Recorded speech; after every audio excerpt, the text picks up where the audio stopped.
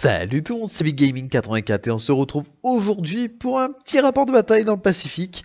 On est en 1943, c'est du wargame historique de la Seconde Guerre mondiale au 1/72e, vous commencez à connaître la chanson. Donc c'est une petite bataille dans le Pacifique entre les Américains et les Japonais. Donc c'est une bataille qu'on a faite il y a peu de temps.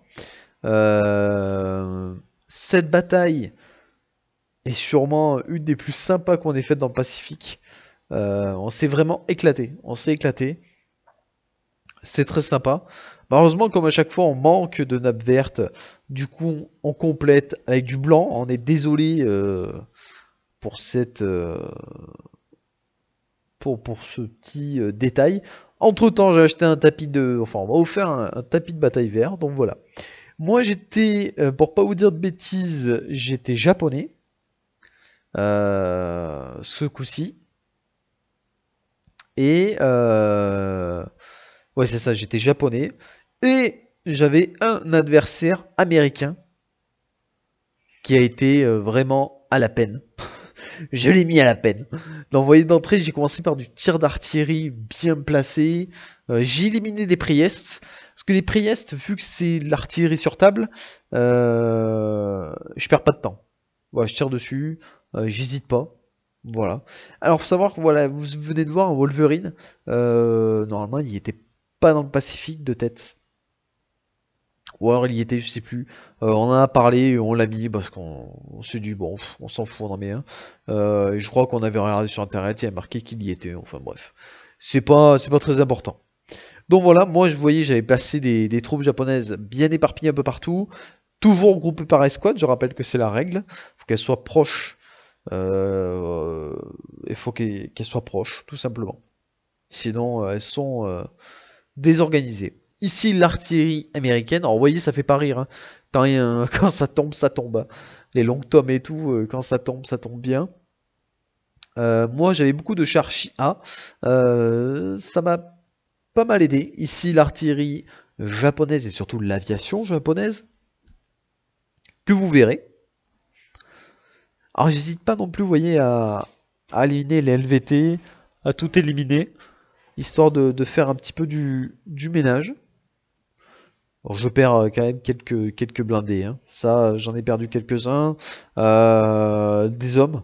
Alors, j'avais bien placé mes sections japonaises. Entre guillemets, c'était... ils étaient un petit peu sacrifiés à certains... là où ils étaient.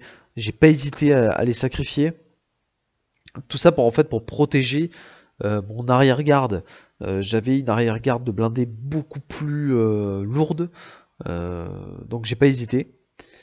Les Wolverines néanmoins quand ils sont arrivés ont fait quelques dégâts.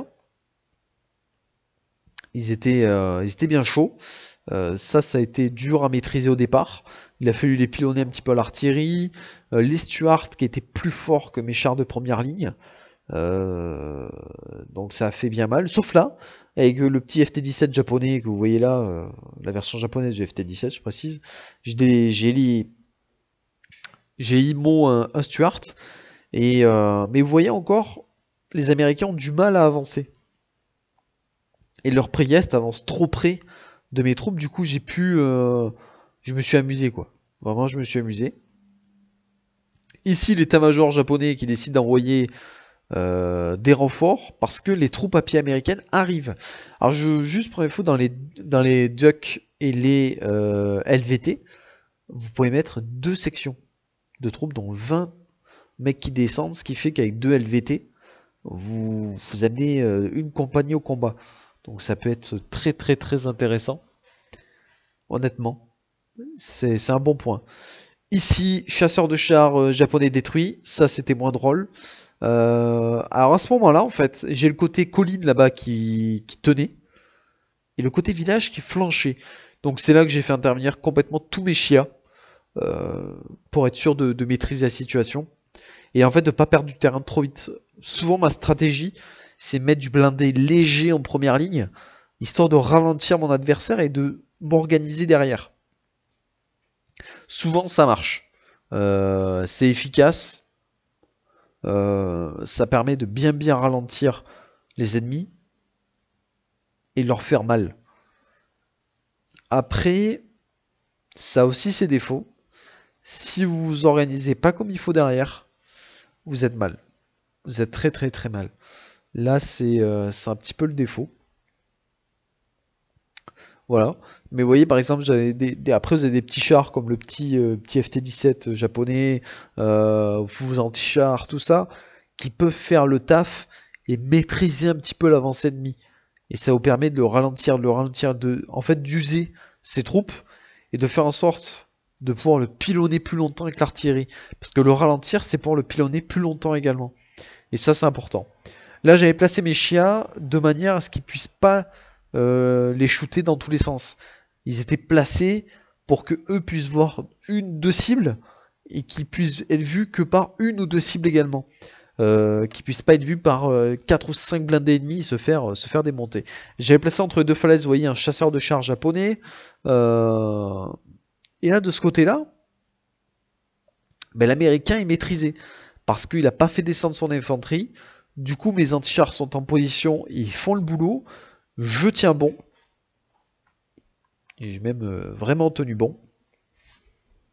Honnêtement. Après, je sais très bien que c'est pas la fin à ce moment-là. Du coup, je me prépare à accueillir les vagues de Sherman encore qui arrivent, d'Alftrak, tout ça. Parce que là, vous voyez, les Américains ont fait descendre les troupes. Et au combat, les Américains étaient ont été plus performants que mes Japonais. Tout simplement. Les LVT également, pensez à une chose, c'est que vos LVT, vos Alftrak, tout ça, ils sont équipés de mitrailleuses. Vous pouvez faire de gros dégâts dans les sections ennemies.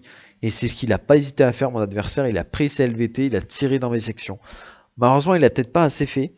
Parce que du coup, mes sections ont continué de naviguer au milieu de ces lignes. Et voilà. Ici, vous voyez un gars, vous savez, les Japonais avec la mine au bout d'un long bâton là, qui courait sur les blindés, qui ont tenté, des kamikazes, vous voyez, qui ont tenté d'éliminer des Sherman. Bon, ben, ça a raté souvent. Hein. Les Sherman avaient le temps de tirer dessus la mitrailleuse. Je les avais pas bien placés. Je dois l'avouer. Ici, ma position fortifiée, qui a bien tenu. Et là, vous voyez, regardez mon petit FT-17 japonais, il est toujours là. Il tient bon. Je tire comme il faut.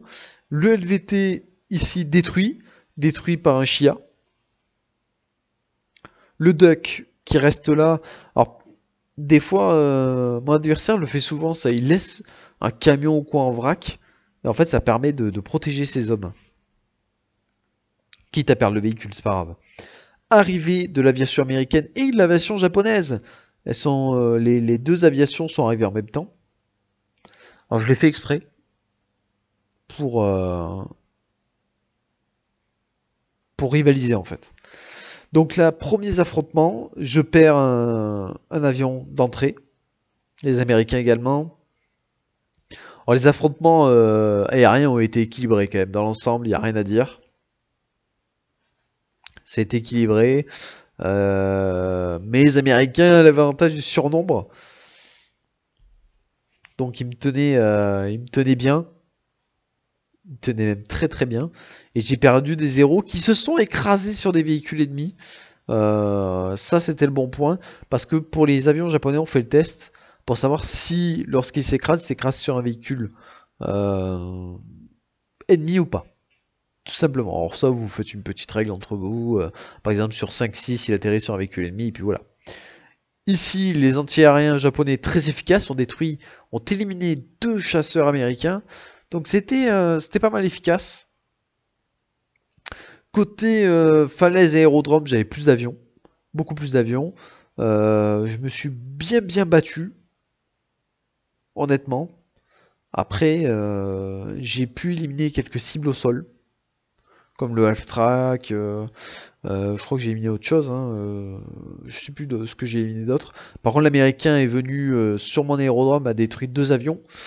Ça fait mal. Sachant que l'aérodrome, vous vous en doutez, c'était l'objectif américain, hein. Clairement. Malheureusement, pour l'atteindre, il fallait prendre le village. Parce que l'espace entre les falaises était très insuffisant pour faire passer les divisions américaines. Donc il fallait prendre absolument le village. Il n'y avait pas le choix. Moi j'avais anticipé, hein, j'avais bien anticipé, bien fortifié mes positions. Du coup il a vraiment eu beaucoup de mal à avancer. Alors là vous voyez il est toujours bloqué. Ben, comme repère vous prenez la liaison entre la nappe blanche et le tapis de jeu vert. Là. Les Américains sont toujours bloqués à cette ligne. C'est pour mon adversaire c'était frustrant, hein, parce que en rigolait il disait mais c'est pas possible, j'ai perdu, j'avance pas, c'est pas possible. Et en fait j'avais tellement verrouillé la ligne qu'effectivement c'était très dur d'avancer. Et en plus côté falaise j'ai essayé de faire avancer tout doucement les Chia. Là ici un super tir d'artillerie qui a éliminé 2 sections américaines. Je perds ici un chasseur de chars japonais. Et je perds mon fameux FT-17 japonais qui était là depuis un bail. Il tenait. Il tenait. Côté falaise, mes troupes à pied commencent un petit peu à vaciller, mais n'ont pas flanché encore. Je tiens bon. Je regroupe au maximum mes sections pour tenir face à, regardez, l'armada américaine qui arrive en face. Le Sherman, ce Sherman là, m'a posé pas mal de problèmes. Les Chia, vous voyez, sont vraiment dans de bonnes positions, ils tiennent bon. Malgré le fait que ce soit des chars extrêmement faibles, il faut savoir que le Chia, pour pas vous dire de bêtises, est catégorie 5. Donc c'est un peu compliqué, mais vous voyez, on a encore détruit un blindé, ça c'était un Wolverine. Les Sherman arrivent, enfin. Et enfin, ils étaient attendus. Et là, j'ai perdu de nouveau un Chia. Mais là, quand on commence à avoir plusieurs Sherman qui arrivent en petit peloton, c'est assez dur. Là, oui, avec les Sherman, j'essaie de détruire le chasseur de chars japonais qui était au bout, là-bas, entre les deux falaises, tout au bout. Mais il était assez bien planqué et assez dur à éliminer. Parce qu'il était très loin. Et je pouvais pas m'avancer parce que mon adversaire ne pouvait pas s'avancer parce que si je détruisais le char au milieu des deux falaises, c'était cuit pour lui, il pouvait plus avancer. Il avait bloqué le passage. Ici, les Américains avancent, ça y est, Stuart, Sherman et LVT qui sont passés, ils sont au niveau de l'entrée du village. De ce côté-là, j'ai commencé à reculer.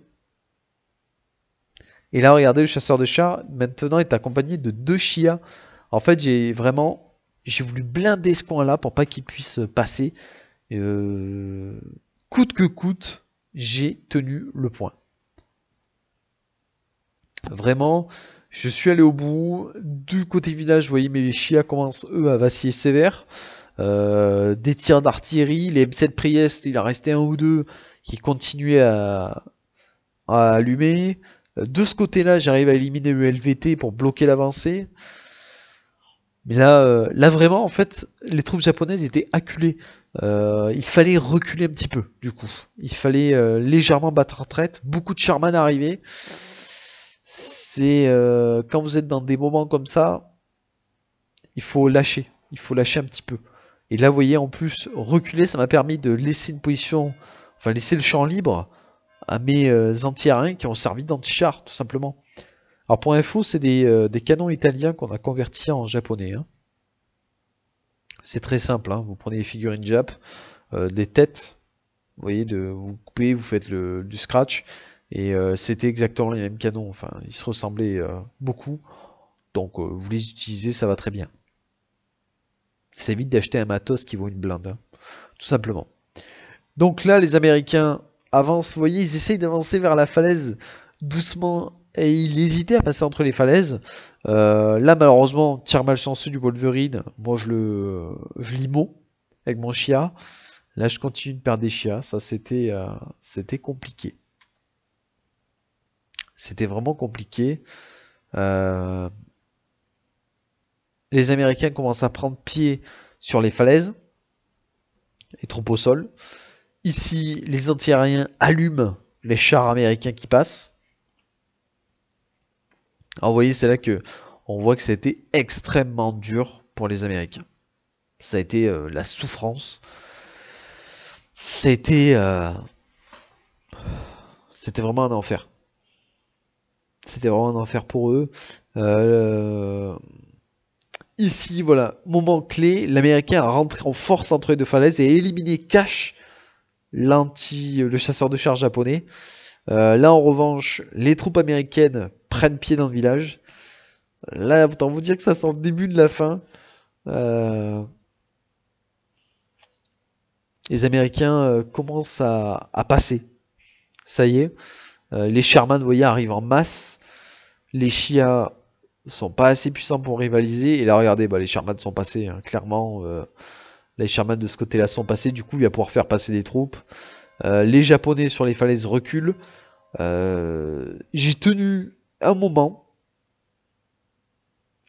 Mais ma stratégie n'a pas été la meilleure. Elle a vraiment pas été la meilleure. Vous voyez, là, j'ai reculé. En fait, je pense que peu importe la stratégie, j'aurais fini par lâcher le morceau. Dans tous les cas, là, du coup, mon artillerie s'acharne sur les renforts. Ici, j'ai 2 chars japonais qui tiennent bon, mais les troupes à pied américaines arrivent. Il en profite, il me détruit mes anti-aériens. Ce qui était malin, hein, parce que c'est ce qui faisait très mal dans le village. Je continue de perdre des Chia. À ce moment-là, il a choisi la meilleure des stratégies, en fait. Alors bah là, vous voyez qu'un Chia, j'avais fait le tour et j'avais détruit un Sherman. Il n'avait pas vu venir, celle-là. Mais là, à partir de ce moment-là, là, c'était compliqué. Donc, ici, chasseur de Charimo. Commence à être compliqué d'eau. Mais ouais, ici les chiens détruits. Mais là voilà, j'ai décidé de rien lâcher parce que j'ai encore détruit un Sherman. Le second, du coup, pousse la carcasse, arrive, il avance. Là, vous voyez, à ce moment-là, je me disais que j'avais perdu, hein. Clairement, hein, pour moi, j'avais perdu direct. Mais je lâchais pas le morceau, je voulais pas m'avouer vaincu de suite. J'ai voulu tenter jusqu'au bout avec les quelques troupes qui restent. En fait, je voulais détruire ces Sherman et l'obliger à battre en retraite. Parce que perte beaucoup trop lourde. Retraite déclarée. Et du coup, j'ai poussé. Euh... J'essaie de repousser ces troupes à pied. Ici, double IMO. Nos chars se sont tirés dessus, on s'est IMO tous les deux. Alors IMO, pour ceux qui savent pas, c'est immobilisé tout simplement, hein. Donc voilà, et là vraiment j'ai stoppé net l'avancée. En fait, en un tour, j'ai eu beaucoup de chance, j'ai réussi à stopper toute son avancée et il s'est bloqué. Tout simplement, il s'est bloqué, plus assez de renfort, plus rien.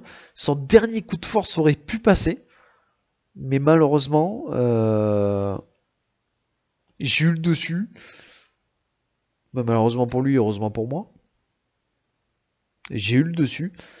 Et donc voilà, là on décide d'arrêter la bataille parce que tout simplement, il n'a plus de blindés. Il n'a plus suffisamment de blindés pour avancer. Et moi, j'ai tenu ma ligne. Donc vous voyez, en fait, il a guère pris de terrain. Il s'est vraiment...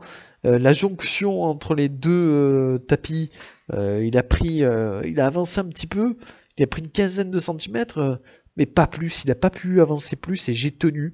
J'ai tenu jusqu'au bout. Donc victoire japonaise, messieurs, sur cette bataille-là. Une belle bataille. C'était très sympa.